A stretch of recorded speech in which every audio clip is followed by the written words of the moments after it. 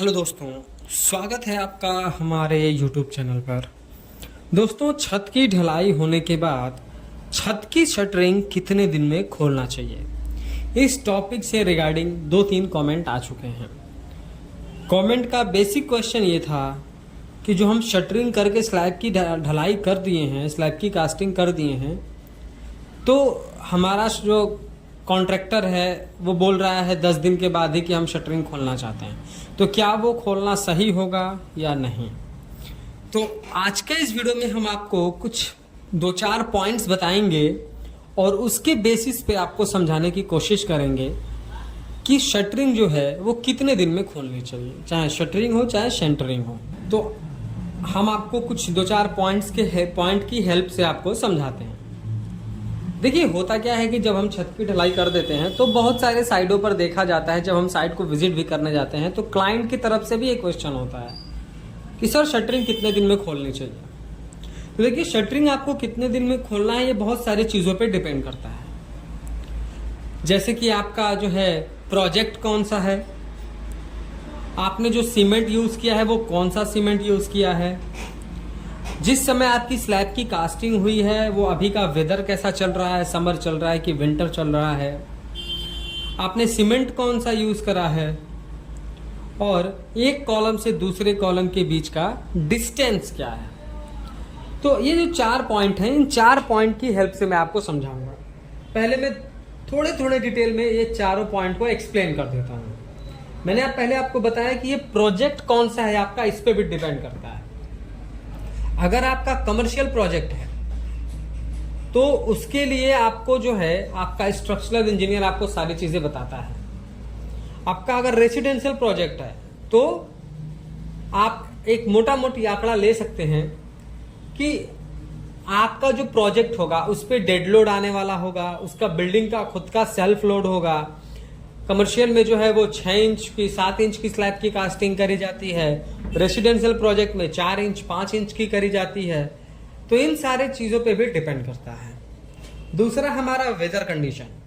अगर आप जब स्लैब की कास्टिंग किए और उस समय समर का मौसम चल रहा है तो यानी कि उस समय जो हमारा हीट ऑफ हाइड्रेशन प्रोसेस है, यानी कि सीमेंट को धूप जल्दी मिलने की वजह से, कंक्रीट को धूप जल्दी मिलने की वजह से सीमेंट हमारा बॉन्ड बनाना स्टार्ट करता है और हीट ऑफ हाइड्रेशन जल्दी होने लगता है, यानी कि केमिकल जो कंपोजिशन, जो केमिकल रिएक्शन होना चाहिए वो बहुत फास्ट होता है। तो वहां पर जो है हमारा कंक्रीट जल्दी सूखता है। तो अगर हमारा कंक्रीट जल्दी सूख जाएगा, जैसे कि अगर वो 14 दिन में ही हार्ड हो जाता है तो आप खोल सकते हैं।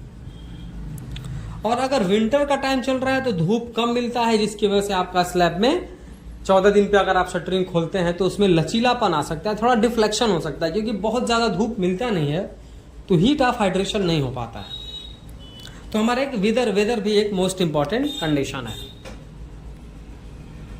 अगला हमारा जो टॉपिक था वो सीमेंट था। देखिए, सीमेंट जो है मार्केट में 2 आती हैं। एक आती है ओपीसी, ऑर्डिनरी पोर्टलैंड सीमेंट, एक आती है पीपीसी।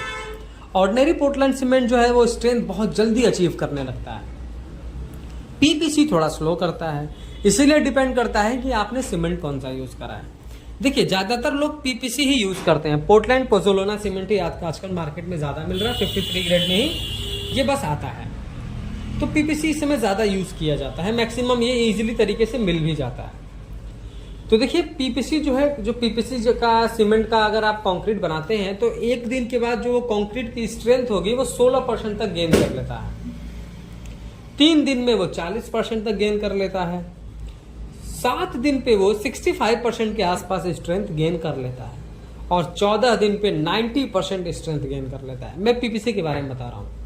और 28 दिन पर ये लगभग 99.9% तक अपना स्ट्रेंथ जो है ये गेन कर लेता है और ओवर द पीरियड ये स्ट्रेंथ को अचीव करता रहता है। इसीलिए कम से कम कोई भी इंजीनियर आपको सजेस्ट करता है कि 14 दिन तक तो आपको शटरिंग रखनी ही रखनी है, उससे कम तो नहीं रखनी है। और कॉलम डिस्टेंस जो हमारा अगला पॉइंट है वो कॉलम डिस्टेंस है। देखिए, कॉलम डिस्टेंस अगर आप ज़्यादा दूरी पर रखे होंगे और अगर आप शटरिंग खोलेंगे तो स्लैब में डिफ्लेक्शन आ सकता है। तो अगर आपने 9 इंच बाई 9 इंच का कॉलम रखा है, 10 से 11 फीट की दूरी रखी है, तो आप 14 दिन के बाद शटरिंग खोल सकते हैं, वो कोई भी मौसम हो। लेकिन शटरिंग खोलने का एक तरीका ये भी है, लास्ट का जो एक टिप मैं आपको उस दे देता हूं कि जब शटरिंग आप खोलें तो एक ही बार आपको पूरी शटरिंग नहीं खोल देनी है। जैसे आपको वीडियो में दिखाया जा रहा है कि यहाँ पर स्लैब की शटरिंग तो खोल दी गई है, पर जो हमारे जितने भी स्लैब बीम थे उनके बॉटम को रखा गया है, क्योंकि वहाँ पर मास कंक्रीट है और वो एक नीचे से जो नीचे से वो आपको एक हॉरिजॉन्टल सपोर्ट दे रहा है, तो उसको कम से कम 28 दिन तक आपको रखना चाहिए। थोड़े थोड़े दूर पर आपको इस तरीके से स्लैब बीम के नीचे लगाना चाहिए सपोर्ट। तो आज का हमारा टॉपिक था कि शटरिंग कितने दिन में खोलना है, तो उसका एक सीधा सीधा आंसर ये हुआ कि आपको कम से कम 14 दिन तक रखना है। 14 दिन के बाद आप शटरिंग खोलना स्टार्ट कर सकते हैं, लेकिन आप स्लैब बीम के बॉटम में रैंडमली छोड़ेंगे और स्लैब के बीच में भी कहीं कहीं रैंडमली आपको छोड़ना होगा, और 28 दिन के बाद आप कंप्लीट शटरिंग खोल सकते हैं।